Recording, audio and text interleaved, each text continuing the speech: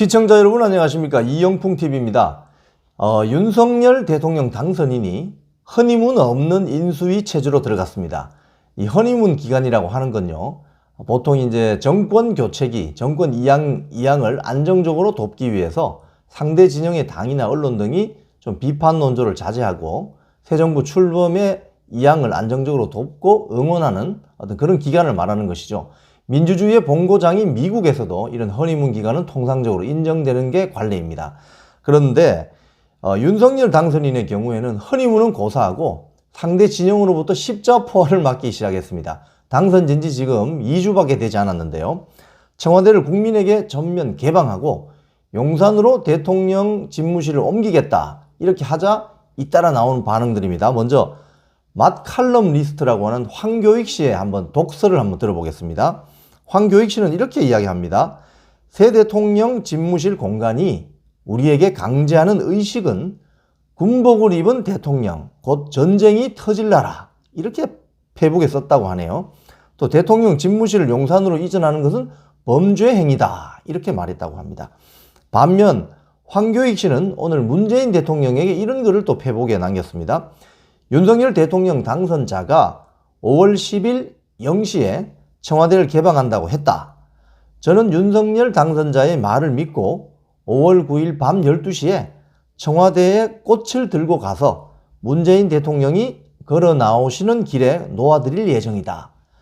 윤석열 당선자가 5월 9일 밤 문재인 대통령 부부를 쫓아내는 퍼포먼스를 벌이겠다는 것이지만 괜찮다. 5월 10일 0시부터 문재인 대통령은 대통령이 아니니 청와대에 있을 필요가 없다. 그 시간에 맞춰 나오면 될 일이다. 이렇게 표현했다고 합니다. 자신이 지지하는 진영은 뭘 해도 아름답게 보이고 자신이 반대하는 상대 진영은 악마화하는 이런 어떤 일부 정치 세력의 일그러진 관점으로 보여집니다. 자, 청와대 박수현 수석의 발언도 한번 볼까요? 용산 이전 관련입니다. 문재인 대통령의 임기가 끝나는 마지막 날 밤 12시까지 국가안보와 군 통수는 현 정부와 현 대통령에 내려놓을 수 없는 책무다. 이렇게 훈수를 둡니다.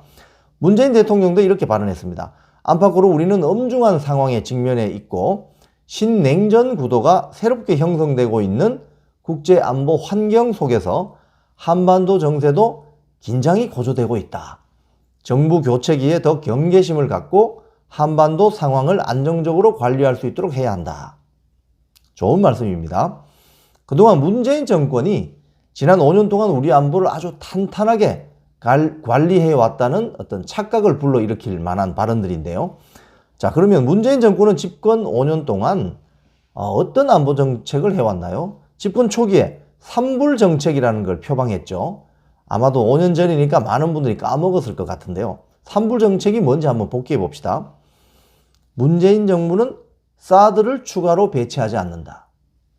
문재인 정부는 미국의 미사일 방어 체제 MD에 들어가지 않는다. 문재인 정부는 한국과 미국, 일본, 한미일 안보 협력을 군사 동맹으로 발전시키지 않는다. 이게 삼불 정책입니다. 이게 과연 누구를 위한 정책이었을까요? 시진핑 중국은 환호하고 전통적인 혈맹 국가였던 미국에게 큰 충격을 줬던 정책이었습니다. 문재인 정권이 이런 식으로 우리나라 안보를 관리해놓고 이제 와서 윤석열 당선인이 대통령 집무실을 용산으로 이전한다고 하니까 안보 타령을 하고 있다는 비판에서 자유롭지 않습니다. 정치권에서는 허니문이 없는 이런 기현상이 결국은 6월 초로 다가온 지방선거에서 기선을 제압하기 위한 발언들이다. 정치 공세다. 이런 게 일반적인 관전평입니다. 그래서 그런지 더불어민주당 내부에서도 이런 발언들이 나오기 시작했습니다. 친노 원로로 꼽히는 유인태 전 국회 사무총장 말씀인데요. 청와대 신구 권력 사이에 충돌로 비치는 게 오히려 민심에는 감점 요인이 될 수 있다.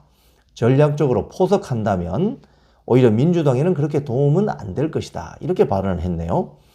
자, 이번에는 정치권이 지방선거를 앞두고 이런 꼼수 발언 난무하는 가운데 육군 대장 출신 60여 명이 성명을 했습니다. 대통령 집무실 용산 이전에 대해서 안보 공백은 없다라는 내용의 성명서인데요.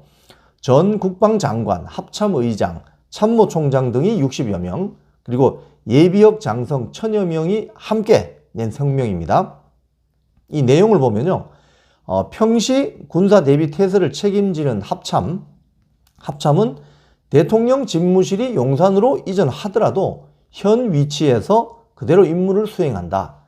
지휘 통제 체계를 변함없이 유지하면서 작전 준비 태세를 갖출 것이라고 발언했습니다. 이들은 반대로 지난 5년 동안 북한의 40여 차례의 미사일 도발, 남북 연락소 폭발 사건, 여기에도 북한의 눈치만 보면서 안보를 도외시하던 문재인 정부가 안보 공백을 지금 운운하는 것은 이건 어불성설이다.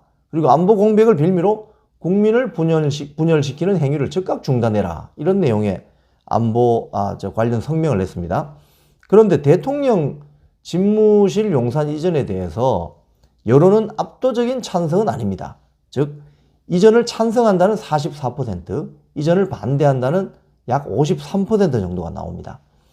새 정부가 출범할 때마다 많은 기대를 안고 많은 분들의 어떤 기대와 어떤 그런 성원을 받고 출발하는 것이 그동안의 관례였는데요.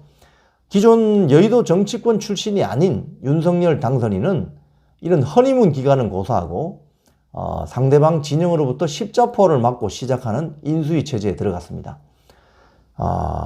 정말 기존 정치권으로부터 십자포를 만든 이런 어려운 허니문 기간을 보내야 되는 윤석열 당선인의 고민이 깊어지는 대목입니다. 지금까지 이영풍 TV였습니다.